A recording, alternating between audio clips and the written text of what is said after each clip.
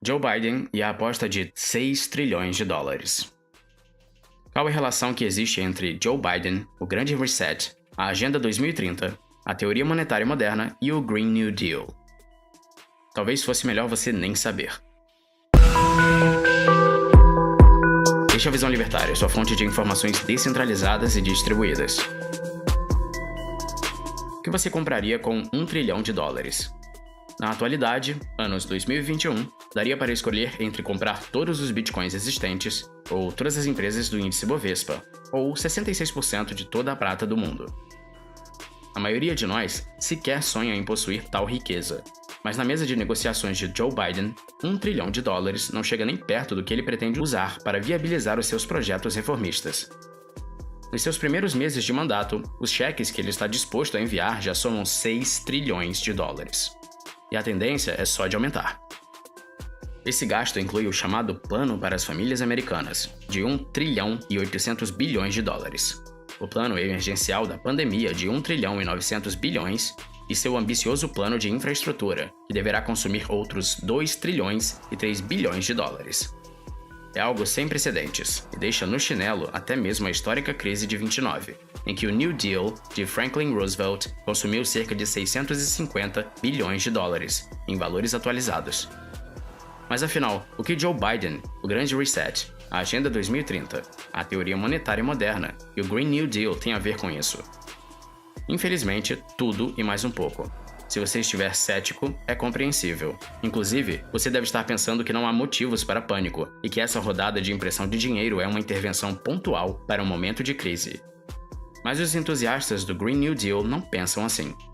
Segundo os cálculos do American Action Forum, que contabilizou toda a abrangência do novo acordo em matéria de energia limpa, infraestrutura, programas empregatícios, saúde universal, programas habitacionais e segurança alimentar, o projeto não custaria menos de 93 trilhões de dólares.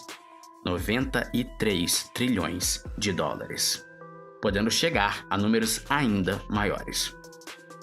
E se você supõe que esse orçamento foi propositalmente enviesado para desacreditar a empreitada, repense. O American Action Forum é expressamente a favor do Green New Deal, inclusive declarando que os custos serão compensados pelos benefícios.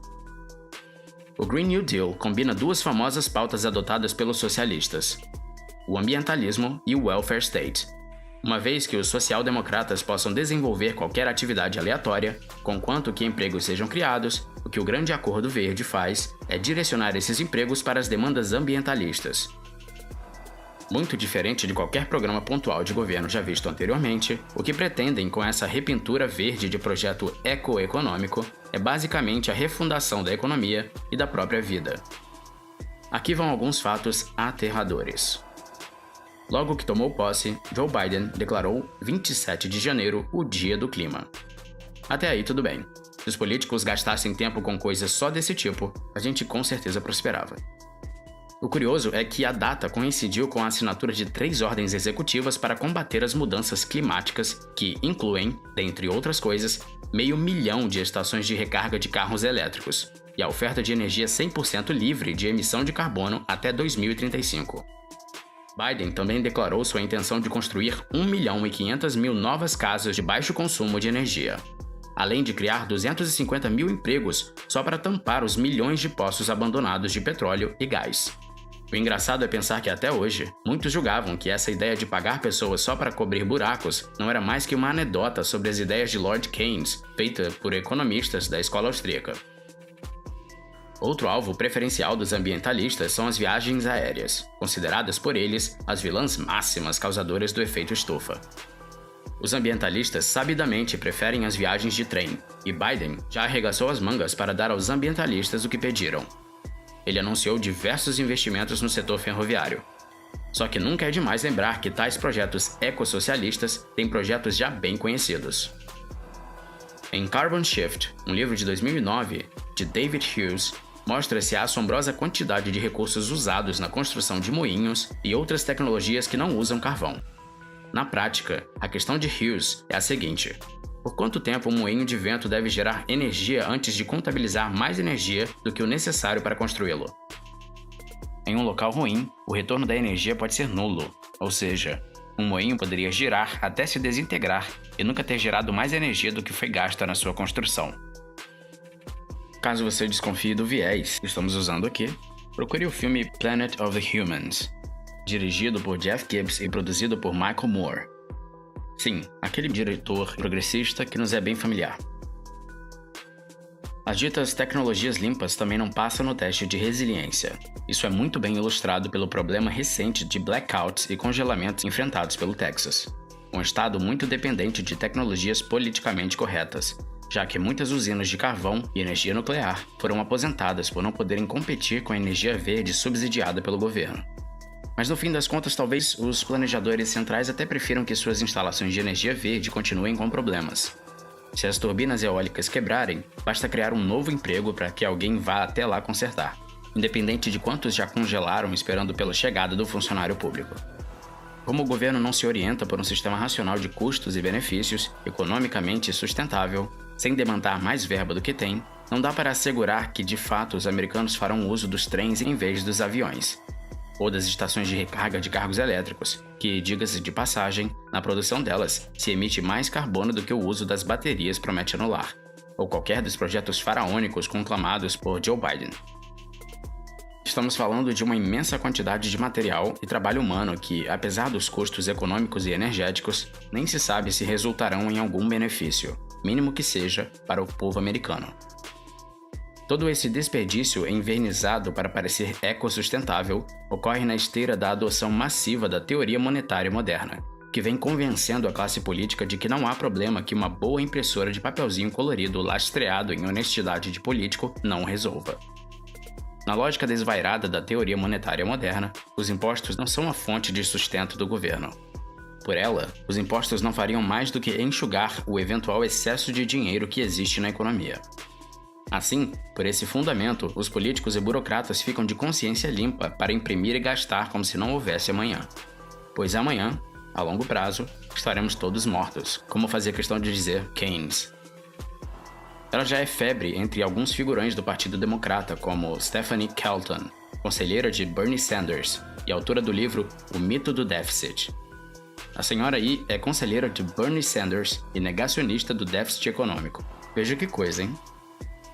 Outra estridente militante do MMT, ou Modern Monetary Theory, é Alexandria Ocasio-Cortez, a congressista queridinha dos democratas.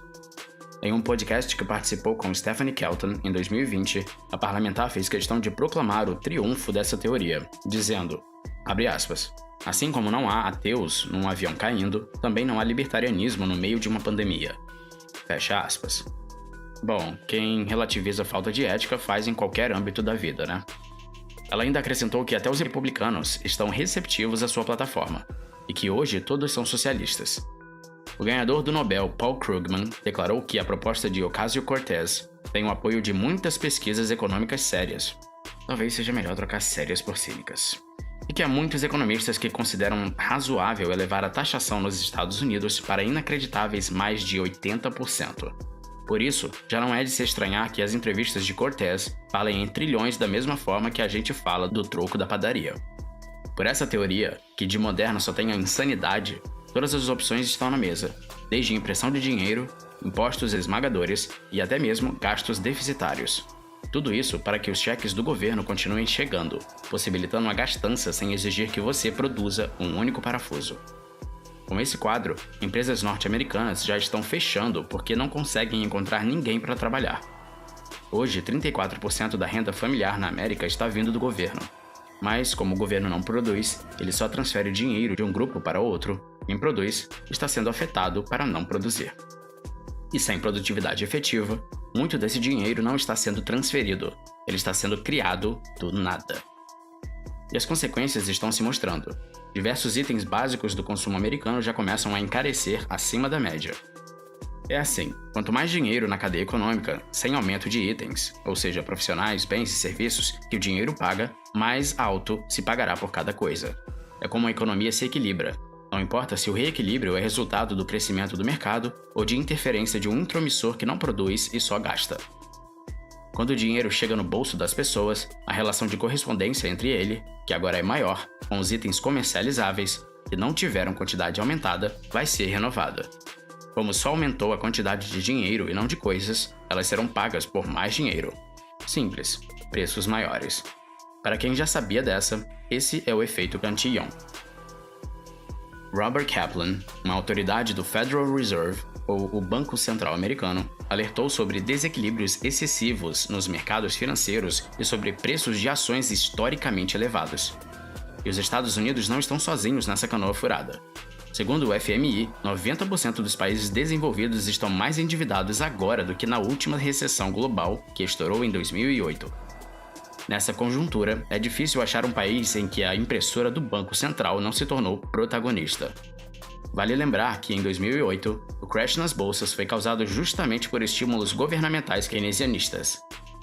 Infelizmente, sob o pretexto de combate a um surto viral global, os americanos e o mundo hoje estão buscando soluções socialistas, cuja ideologia matou no século XX muito mais do que quaisquer dos mais terríveis patógenos.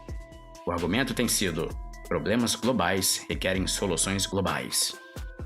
O socialista adora isso. Tal como um deus, a elite globalista almeja recriar o mundo à sua própria imagem e semelhança, e ela está conseguindo. Para finalizar, cabe a pergunta: você está preparado para o amanhã que preconizam? Até ontem, nada disso seria levado a sério. Nem a promessa de que em 2030 você não teria propriedades, de que tudo deixaria de ser produto e passaria a ser serviço. Nem aquelas propostas ecoterroristas de ter que tirar uma grande quantidade de carne e incluir farinha de baratas na dieta. Mas agora que o vírus, o tal presente dos deuses para avançarmos com as pautas socialistas, como classificou a Jane Fonda lá, e o Lula aqui, proporcionou que o Leviatã tomasse gosto pela imposição de medidas ditatoriais, algumas possibilidades já nem soam tanto como teoria da conspiração. Você está preparado? O maior, melhor e mais recente presente dado hoje ao mundo foi em 2009, por Satoshi Nakamoto. Não deixe o trem passar. Obrigado por sua audiência. Este artigo foi sugerido e escrito por Rodolfo Andrello, revisado por Stanley Calderelli, narrado e produzido por J. Fernandes. Se você gostou deste vídeo, clique no ícone de curtir abaixo e compartilhe o vídeo em sua rede social. Se você deseja ser notificado de outros vídeos, inscreva-se no canal e depois clique no ícone de campainha. Apoie iniciativas libertárias. Veja mais em nosso site e participe você também. Até a próxima!